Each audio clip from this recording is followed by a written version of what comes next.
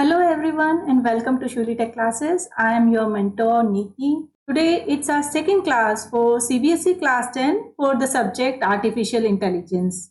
In our last video, we have started the first chapter, Introduction to AI. We have already covered about intelligence, its components, parameters, types of intelligence. 9 types of intelligence we have studied. And in today's video, we will cover the topic decision making. We will learn what is decision making, what is the process of making decisions, how do we make choices, types of decisions, structured, unstructured, semi-structured decisions, and at last we will do a practice question. So without any delay, let's start the topic.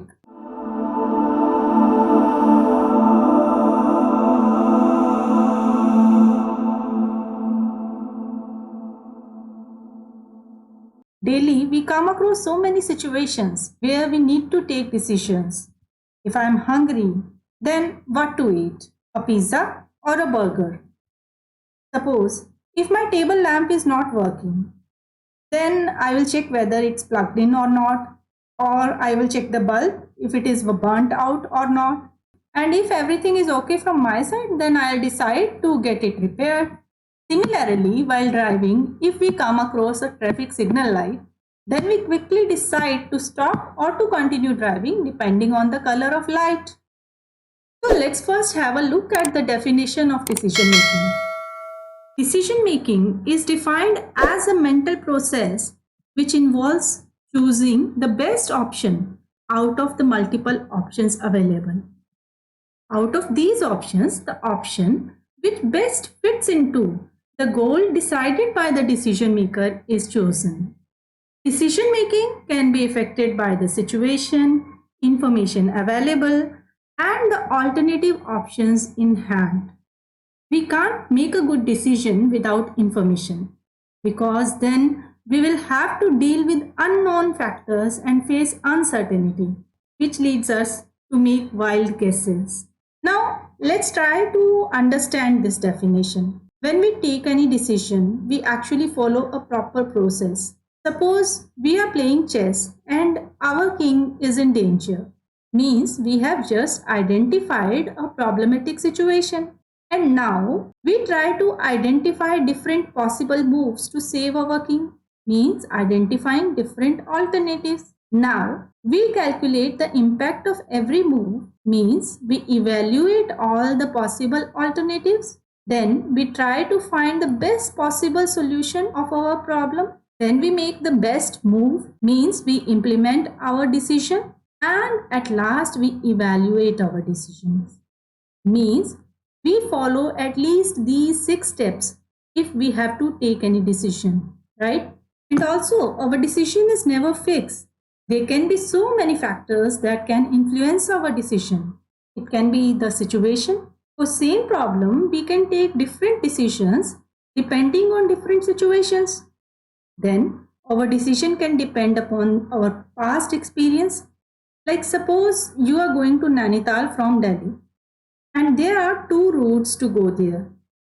Which one will you take? And if from your past experience you know that the road of one route is in very bad condition, then obviously you will choose the second route, right? Means your experience has influenced your decision. In the same way, other factors that can influence your decision can be like different available alternatives, what information you have about the given problem, your knowledge, or your goals. And there can be so many other factors also. And after considering all the factors, we make our choice to take our decision. Let's take an example to understand how do we make choices. Suppose you are locked in a room with 3 doors to move out of the locked room and you need to find the safe door to get your way. Now, in this situation, the information that you already have is that there is a lake with a deadly shark behind the first door. There is a mad psychopath ready to kill you with a weapon behind the second door, and behind the third door there is a lion who has not eaten anything since last 2 months. Means you are trapped very badly. And now in this situation, which door will you open? See, after analyzing the situation and the information available with us, just think that there is a lion behind the third door. And the lion has not eaten anything since last 2 months. Means the lion must not be alive. It must be a dead lion. So I think it's safe to open the third door, right? See how we have used the information available with us to solve a problem. Now comes the types of decision.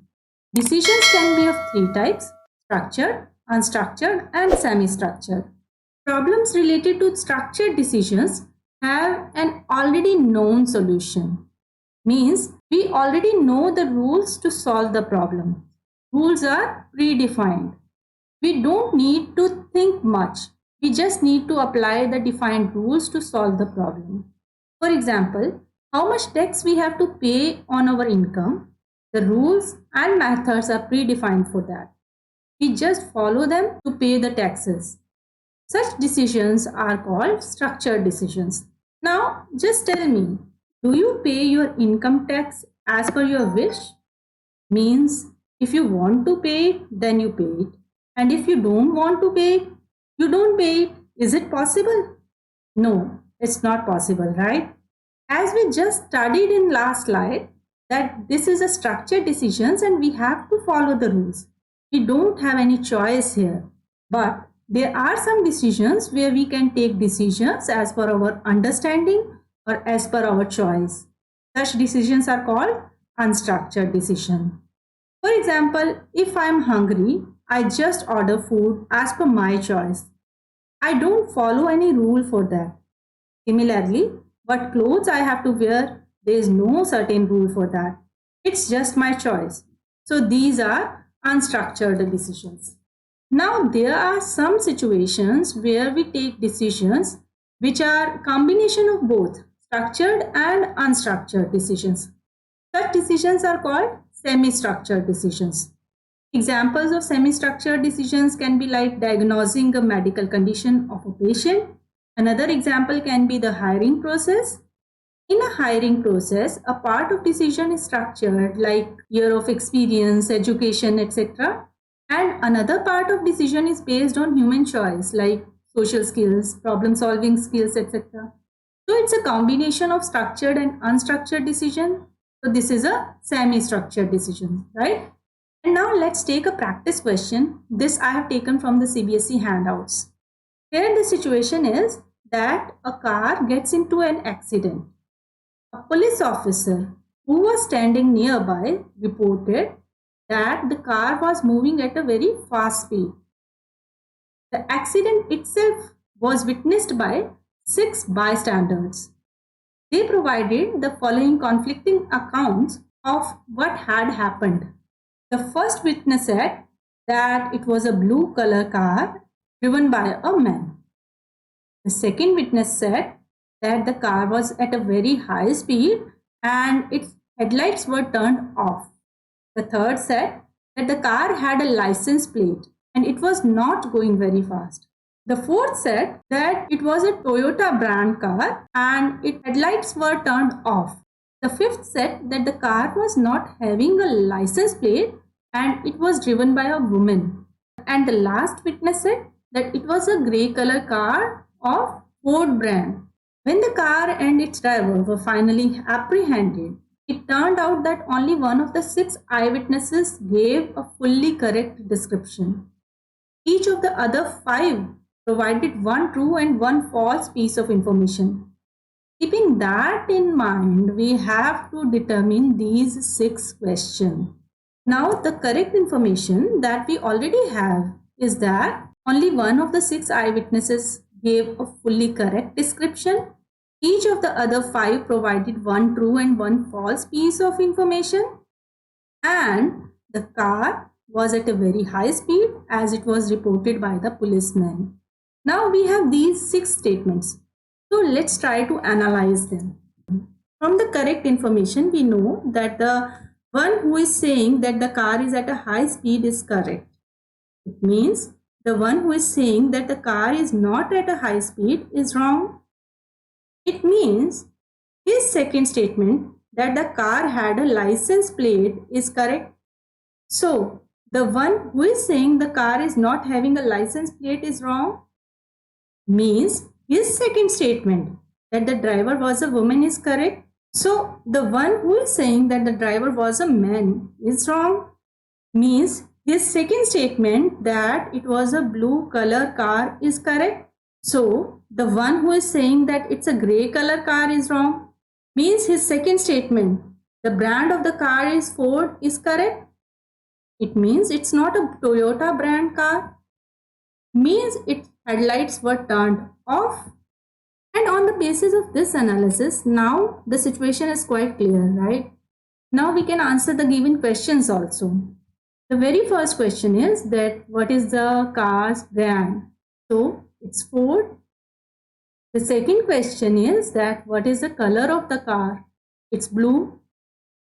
The third question is, was the car going fast or slow? So here the answer is that the car was moving fast. Next, did it have a license plate? So the answer is yes. Next, were the headlights turned on? The answer is no, they were off. And the last question is that was the driver a man or a woman? So here the answer is that she was a woman. So I hope I am able to clear this question.